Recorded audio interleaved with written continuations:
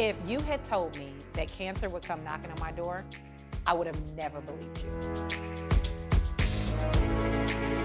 I was on top of the world in January of 2013. I had a dream job. I had just bought my first home, 30 years old, got engaged to this amazing guy. Would have never imagined that my life, my picture perfect life, would be flipped completely upside down, just like.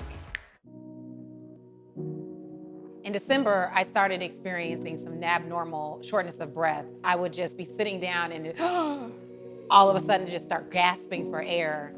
I had never been sick before in my life besides a minor cold.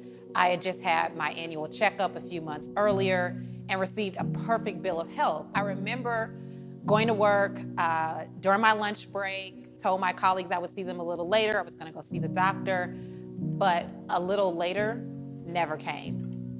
I never ended up going back to work.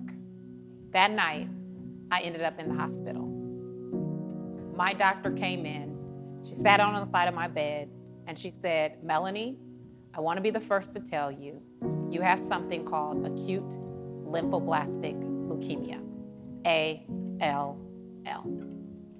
They told me I would need to start undergoing treatment right away, otherwise I only had a few days to live." I'm in shock. I went from living on top of the world, being on top of the world, super healthy, and now you're telling me I have 72 hours to live?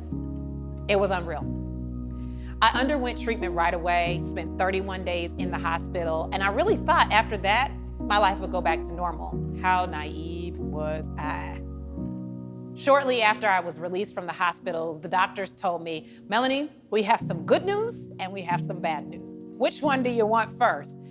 Give me some good news, okay? Y'all giving me the worst news I could have. So they told me, the good news is you're in remission.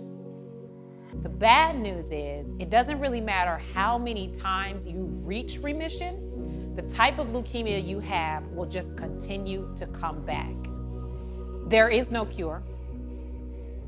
And my life expectancy, not positive. I stepped into a world of unknown.